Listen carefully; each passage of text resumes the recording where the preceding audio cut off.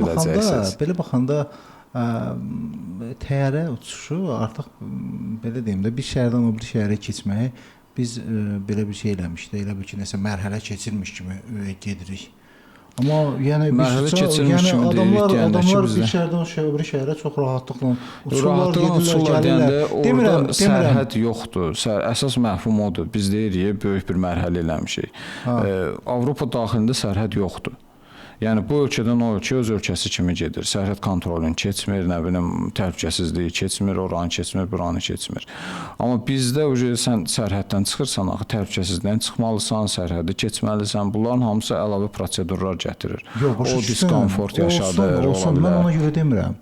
Məsəl üçün də demək istəyirəm ki, artıq təyyarədə uçuş, belə deyim də, biz onu bir böyüdüb bir yerə şey eləmişik ki, o təyyarədə uçuş qeyri-adi bir şeydir. Yəni bu avtobus kimi bir şeydir. Mindin çıxdın, getdin, bir yerdən o bir yerə səni daşıyır. Aydın məsələdir. O bir tərəfdən yanaşmada düzdür. Kim adam istəyirsə, məsəl üçün də, kim ki istəyir ki, komfortla belə uçmaq eləmək, pojasta, o seçə bilər özü üçün o şeyi. Amma məsəl üçün də mən sadəcə buradan oraya getmək istəyirəm də. Mənə lazım deyil qardaş, orada mənə 3 lirə yemək versinlər, nə bilim, əllərində daşsınlar mənə o üzə, yəni gətirsinlər nəsə versinlər, mənə salfetka versinlər. Lazım istəmirəm qardaş. Mən burada bu istəyirəm. Yəni o istəyimizə uyğun hava yolları var axı bizim bazarda. Kimdir, hansıdır? Məsələn, Türkiyə Pegasus hava yolu var, sonra Wizz Air hava yolu var. Hansı ki siz dediyiniz qiymətə. Düzdür, o qiymət onsuz da yəni marketinq siyasətidir, formalnidir, belə deyək. Bir 5 ay, 6 aylıq planlamada 5 ay, 6 ay sonraya alanda o qiyməti almaq olur. Səvəmə baxadır. Amma yəni almaq olur, o qiymətə səyahət eləmək olur. Bakıdan Romaya, yəni baxsaq bu dəqiqə belə deyək də, gələn il fevral ayına $70, $80 bilet almaq olar. Elə bu. Bəli. Okey. Yəni pis deyil, yəni belə baxanda. Yəni mən demək istəyirəm ki, yəni belə baxanda müqayisə üçün deyirəm. Avropanın özü bir bazar baxımından bağlı bazardır da, düzdür? Mənlə razısınız. Yəni belə deyim də, alıcılıq kütləsi üçün Azərbaycandan fərqlidir də. Fərqlidir, yəni yüksəkdir. Yəni o şəraitdə adətən orada aviabilet baha olmalıdır, bizdə yox. Yox, əslində tələb təkliflə formalaşır bu. Alıcılıq qabiliyyətinin yüksək olmağı bir rəqabət mühiti yaradır. Rəqabət mühiti yarandıqca plus da ki, sərhəd yoxdur. Eyni ölkə daxilində uçurmuş kimi sayılır. Aviabilet qiymətinin hesablanmasında müəyyən bir kütləni aeroport vergiləri təşkil eləyir. Getdiyin hava limanı. Yəni ölkə daxili uçuşlarda o vergilər minimal hesablanır. Amma bizim, belə deyək də, bizim yerləşdiyimiz coğrafiya elədir ki, biz istər-istəməz uçuş eləyəndə xarici bir ölkə uçursan. Azərbaycandan Naxçıvana uçursan, nə qədərdir? 60 manat. 60 manat? Bəli.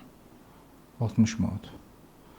60 manat əgər dollarla baxsaq, bu hardasa bir 30-40 dollarda. 40 dollar, 35 dollar. 35 dollar. Rovno 35 dollar. 35 dollar. Acamad 35 dollara bir şeydən başqasını uçur. Başqasını uçur deyəndə Avropanın daxilində belə deyək də, Bakıdan Naxçıvana uçuş 1 saat yarımdır. Düzdür. Avropanın daxilində bir ölkədən başqa bir ölkəyə uçanda, yəni eyni məsafədir. Yəni saat yarım, uzaq başı 2 saat, 2 saat yarımlıq bir yoldur da. Amma əsas faktor sərhədlərin olmamağı, aeroport vergilərinin minimallığı, yəni aviabilet qiymətini orada tariflər dəyişir. Bu tariflərin dəyişməsi istər-istəməz. Bir də belə deyim də, bizim azalla Avropa bazarında tutaq ki, eyni bir səviyyədə xidmət, rəqib deyək də, eyni səviyyədə xidməti göstərən, belə deyək, Avstriya hava yollarıdır, KLM-dir, yəni xidmət səviyyəsi olaraq deyirəm. Yəni xidmət səviyyəsini deyirəm. Yəni bu onların aviabiletləri bir də Avropanın içində də ucuz deyil axı. Avropanın bir şəhərinə başqasına düz deyir, məsələn, uçur, reklam olacaq, olmayacaq deyim, məsələn, Wizz Air'dir, Ryanair'dir, bunların hamısı aşağı büdcəli hava yollarıdır.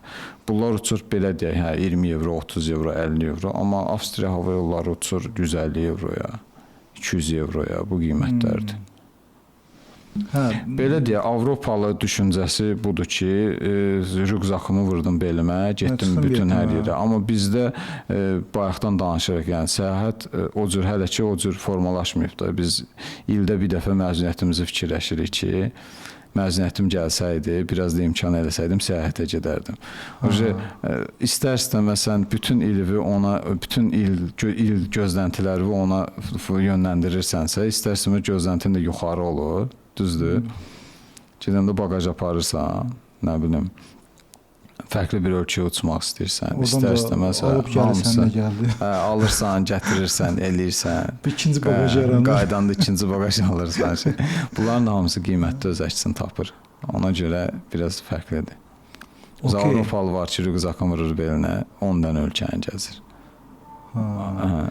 Günün yaşır da belə deyək. Hər getdiyi ölkədə günün yaşır. Amma biz getdiyimiz ölkədə günümüzü yaşamırıq. Biz qayıtmağımızı fikirləşirik. Hara getdiyə, bibiyə nə alacam, xalaya nə alacam, əmiyə nə alacam, dayıya nə alacam. Səyahət bir qıraqda qalır. Səyahət bir qıraqda qalır. Bir də görsən WhatsApp atırsan. WhatsApp atırsan, zakazlar gəlir. Gələndə falan dərman al gətir, gələndə falan şey al gətir, gələndə onu al gətir. Şimdi səyahətin səyahət olmur.